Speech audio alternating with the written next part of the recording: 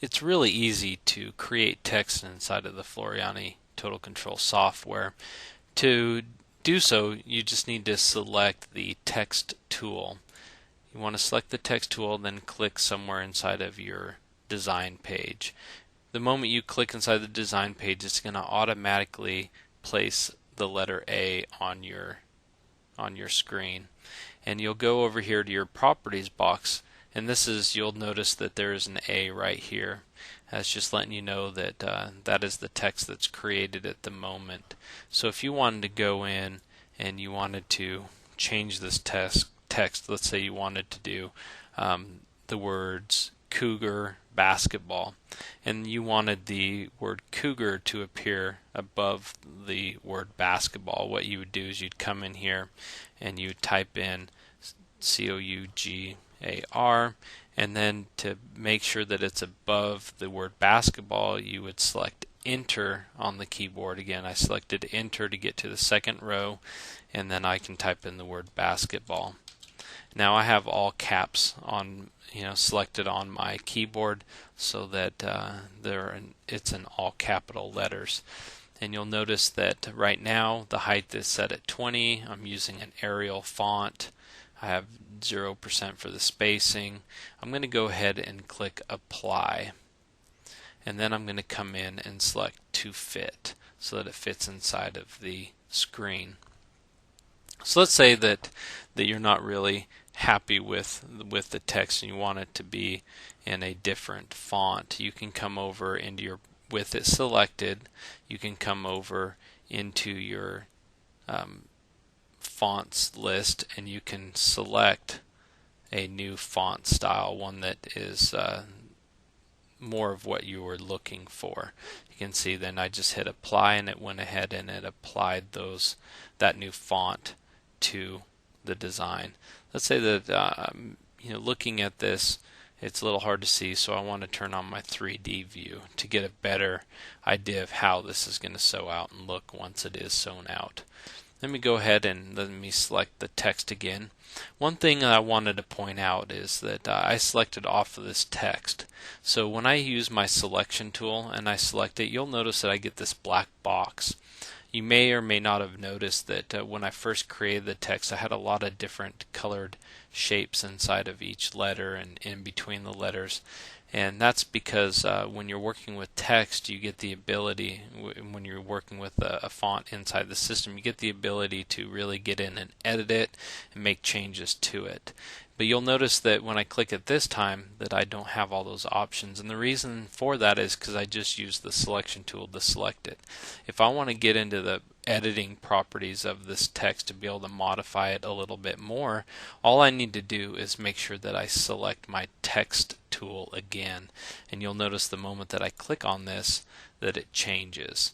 All of a sudden you have all these little elements in between the letters, and these are all different options that are available for editing this text that we'll get into in a little bit. I just wanted to point out to you that if you select it with just the selection tool, you do get different options than if you have it selected with the text tool.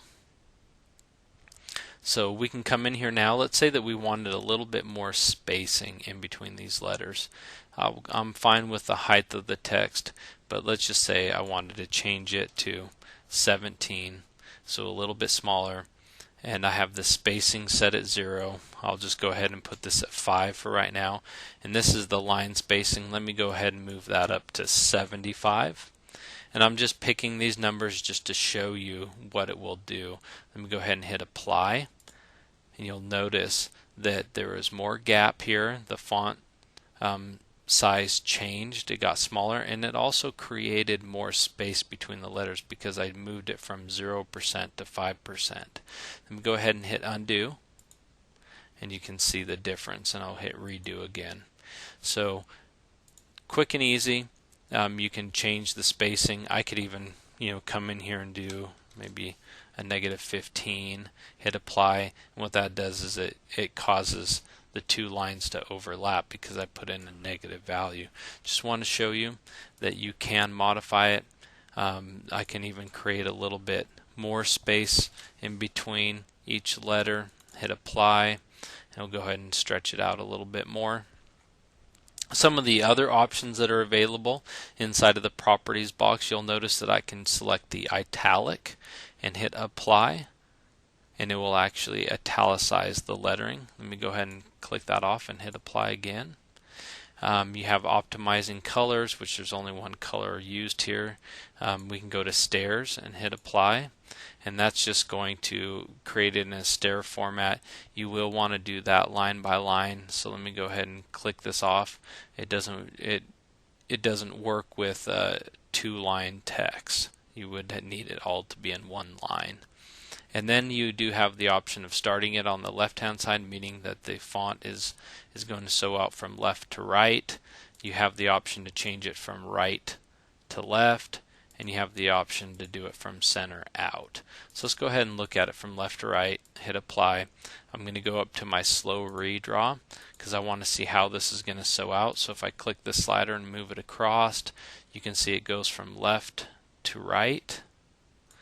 Let me go ahead and select this text again, and I'm going to now select right to left and hit apply. And let me go to my slow redraw here, and you'll see that it's actually going to go from the left to right, or from right to left, sorry. And let me go ahead and select the text again, and let me go from the center out and hit apply. View slow redraw, and you'll see that it's going to go from the center and work its way outward for both lines. That's helpful when you're working with putting in lettering onto baseball caps. It's usually better to go from the inside out rather than from left to right or right to left. So that is how you can modify the text inside of the properties box for the text tab. You do have the option to align items. Right now they're centered. If I align it to the left and hit apply, you'll notice that it lines it up to the left, or you can choose right and it will align the text up to the right. By default it is set at center. And the other option that you have is under type. You have the ability to change this to circular text or a monogram text. Let me go ahead and modify this a little bit. I just want to show you the word cougar. It's a little bit shorter, a little bit easier to work with. I'm going to hit apply so you can just see that I did that. And let me go to type and let me choose circle and hit apply. So what this does is this puts it in circular motion. You can see that I only have the regular text selection option. I'm going to go ahead and hit the T to make sure that I get the text editing features.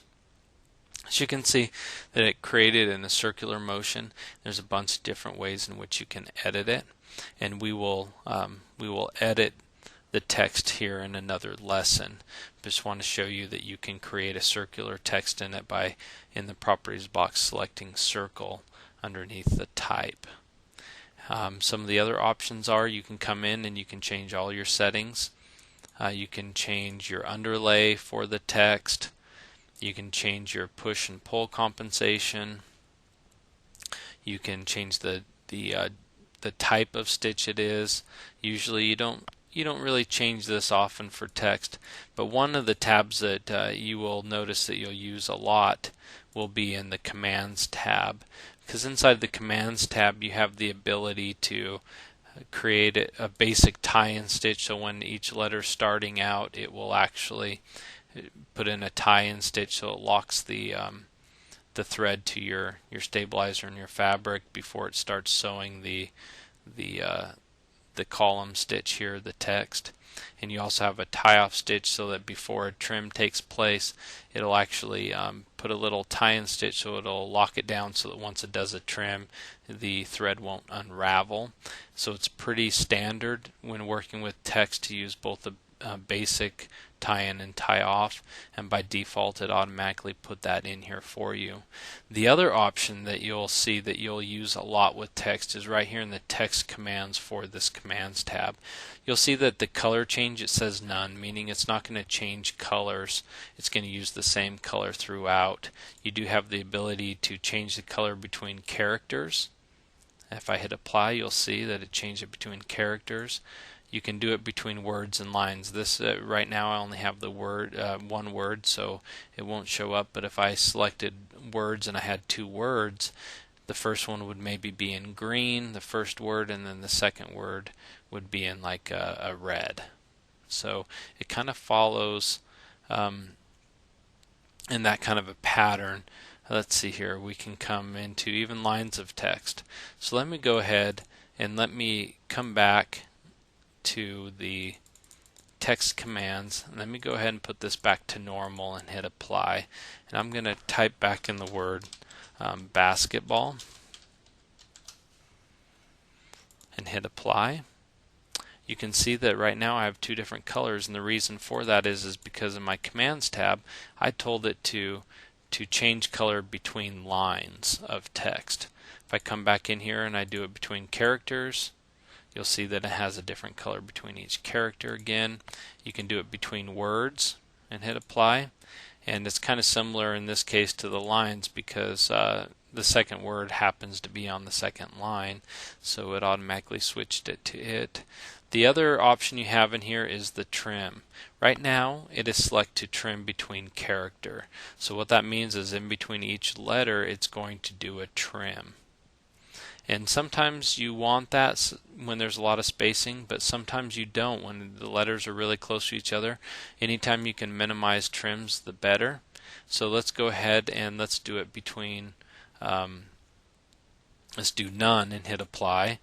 And you'll see this little line here. You'll notice that it's a dotted line over here, meaning it's actually going to do a trim, even though I selected not to. And that's because of the settings that I have, that anything that's over a certain length, a distance apart, it will automatically put a trim in. You'll notice that if I we have another version for editing in here, but let me go ahead and move these a little bit. You can see that that changed from a dotted line to a solid line, and that one did too, only because I got it closer to the other letter. And let's go ahead and we can do it, we can go into those settings again, under those command settings, and let's do it between words. So it's going to only trim between words. Let me go back to the color change at none so you can see that they're both the same color. So it's going to do a trim. The way I can see that is if I hit this little icon right here, the commands, it'll show me the little scissors letting me know that after this R it's going to trim before it goes and start sewing out the bottom section here. So it's going to trims again and do between lines. It's kind of the same thing. It's going to do a trim between these two lines of text. And then we go ahead and hit and select none again, and you'll see that it takes those scissors off. We can do it between characters again and hit apply, and you can notice that it's going to do a trim after each letter. So you do have a lot of ability to modify and work with the text. There's a lot of options available. You'll definitely want to explore the commands tab when you have the text up on your screen, so that you can modify the color changes and the trims and make sure that you have a tie-in and a tie-off stitch. So this is the basic settings for working with text.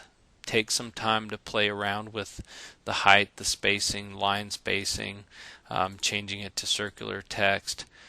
You can also do the starting from left to right, right to left in your sewing sequence, or even changing the alignment all the way to the left, all the way to the right, or in the center like it is right now.